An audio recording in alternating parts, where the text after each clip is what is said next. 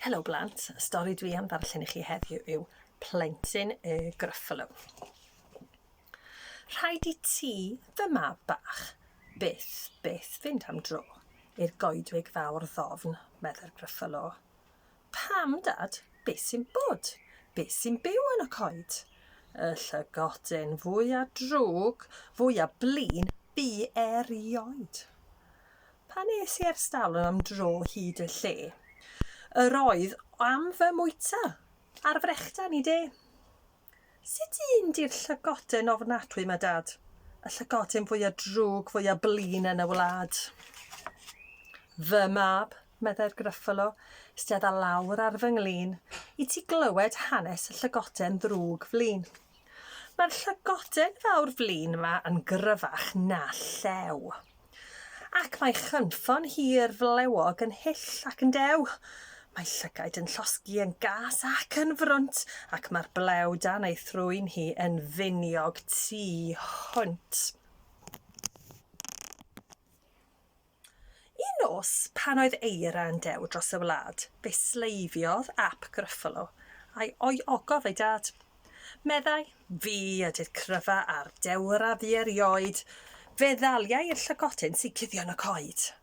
Ac wrth fentro'n ddewr i'r goedwig fawr ddofn, sisialodd yn ddistaw, does gen i ddim ofn.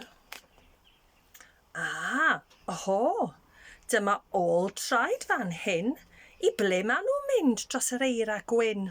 Dyma gynffon yn cuddio, dan bentwr y goed, y gynffon fawr hyllaf a welaf erioed.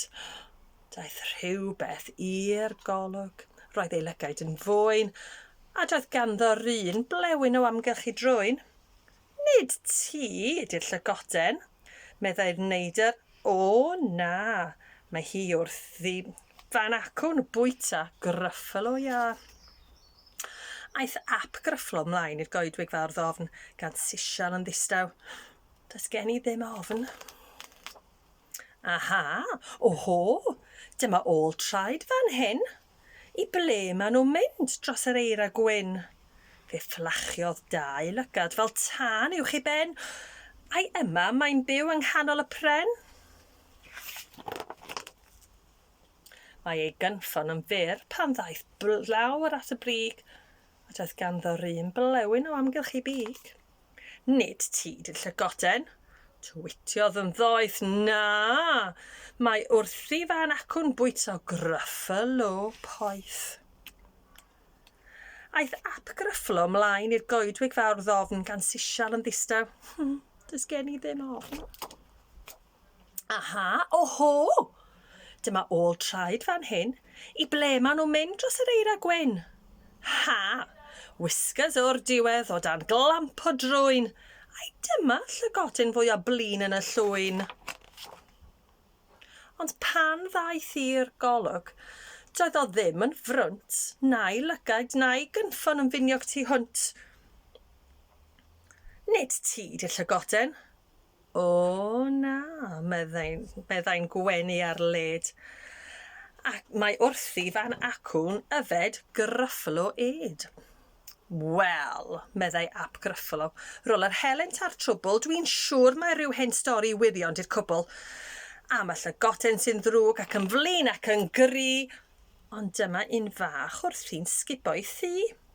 Nid dyma'r un fwy a blin yn y wlad, ond fe wnaeth frecwest blasus i mi ac i'm nhad. Aros di funud, meddai'r llygoden yn hi. Mae fy nhad i fan acw ac mae o yn gry. Rwyt ti'n siŵr o'i weld am y munud neu ddau. Mynd i fyny'r goeden i chwilio am gnau. Arhosodd ap Gryffalo i ddwrn mewn braw. Ydy llygoden fwy o drwg, fwy a blin ger llaw? O, ydy, fy nhad i di'r gweithan y wlad. Mae'n well i ti redeg yn ôl at y dad. Daeth y lleiad i'r golwg yn grwn ac yn glir, a daeth cysgod o ofnadwy i guddio'r holl dir.